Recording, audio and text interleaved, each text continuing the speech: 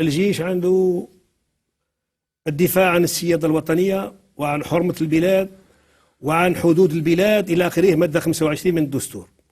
هذا دور ثابت، دور قائم، سي لو رول بيرمانون دي فورس زارمي في البلاد نتاعنا حسب الدستور.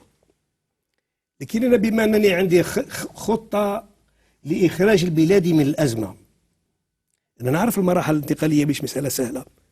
أتعرفون وبدون شك أنكم تعرفون البرتغال دار مرحلة انتقالية، إسبانيا دارت مرحلة انتقالية، هذه دول نسميها احنا متطورة، وقعت فيها خروقات أثناء المرحلة الانتقالية. شكون اللي يضمنها؟ ضمنها الجيش في البلدين. أنا ذوك لازم إضافة هذا الميثاق اللي تكلمت عليه، ميثاق المرحلة الانتقالية، لتعدوا الندوة الوطنية في الانتقال الديمقراطي. وش يكون فيه؟ يكون فيه الضمانات. الجيش زيادة على الصلاحيات التقليدية الدستورية اللي موجودة بالدستور، يجي له دور نتاع المرافقة، لاكومبانيومون، نتاع المتابعة، لو سويفي، ونتاع الضمان نتاع المرحلة الانتقالية. قد ينتخب رئيس في الجزائر مباشرة بعد الحملة، بعد انتخاب رئيس. واللي يحب يخرق الدستور لازم واحد يقول له حبس من الخروقات.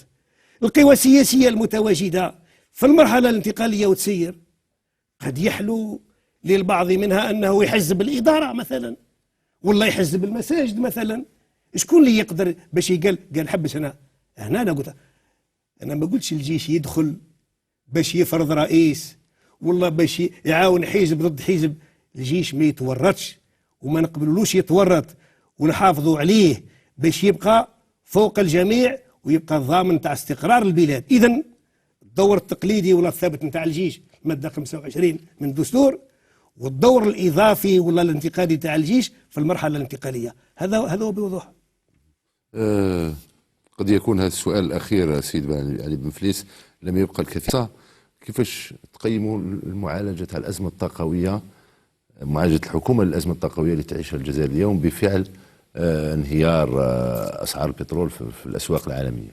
نذكر بإيجاز الأسعار نتاع البترول بدأت تهبط وتتهاوى في جوان الماضي، وإحنا في ماي الماضي وقع مجلس وزراء، انعقد مجلس وزراء، هذا اللي وقع فيه الكلام عن الغاز الصخري إلى آخره إلى آخره. وقانون المالية في كل سنة، أنا كنت وزير عدل نعرف دواليب السلطة وكنت رئيس حكومة. قانون المالية يشرع في تحضيره كمشروع في ماي ولا في جوان. إذن بدأت الأسعار تتهاوى وتهبط وتسقط ابتداء من جوان. لا مجلس وزراء ينعقد باش يقول نشوف التدابير، الأمور راهي بدأت تنقص، ولا اجتماع طارئ ولا اجتماع عادي ولا اجتماع وزاري مصغر، والأسعار تهبط. إيران داروا عشرات، موش 10، عشرات المجالس، لأنهم حتى هما بلد ينتج، والبلدان هذه المنتجة كلها العديد من المجالس الوزارية نتاعها، مجالس الوزراء نتاعها، باش تشوف كيفاش ترد. ولا جوان حتى لديسمبر، وتحديدا لو 23 ديسمبر، هذه اللي دات في راسي. لو 23 ديسمبر اجتماع مجلس وزاري مضيق برئاسة رئيس الجمهورية، أخذ قرارات ويعلن عن هذه القرارات: تخفيض التوظيف، ولا يعني توقيف التوظيف وتوقيف مشاريع إلى آخره. بعدها مباشرة يخرجوا 3 ولا 4 وزراء يقولوا أنا فرحانين، أنا قطاعي موش معني بالتخفيض نتاع التوظيف، أنا قطاعي موش معني بالتوظيف، يتباهون ويفتخرون بها. معليش، هذا قراراتهم. شنو هو؟ فيه قرار تاع مجلس وزاري وفيه وزراء يناقضوا هذه. المهم 30 ديسمبر 23 ديسمبر 30 ديسمبر مجلس وزراء، هذه المرة مجلس وزراء، ثم اجتماع حول إمضاء قانون المالية.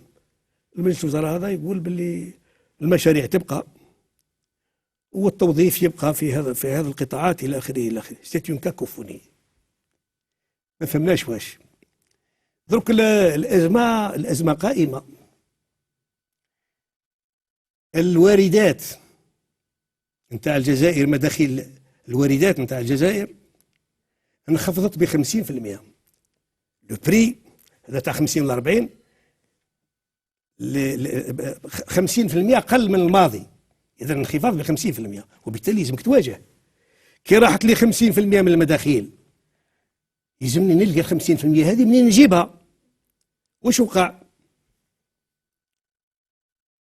ما قالتناش الحكومه مغطيه على الشعب.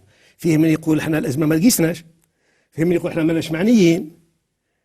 عندهم هما في تصور الحكومه والسلطه تصور واحد. عندي زوج مزاود. تعرف المزود واش هو؟ صندوق ضبط الايرادات صندوق ضبط الايرادات، والصندوق الاخر نتاع الريزيرف دو شانج.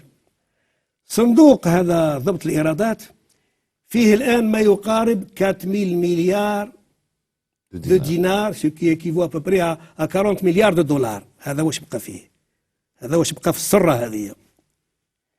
باش تتعجب مليح، الغش الجبائي داخل الوطن، لا فرود فيسكال، تعرف قداش القيمه نتاعها؟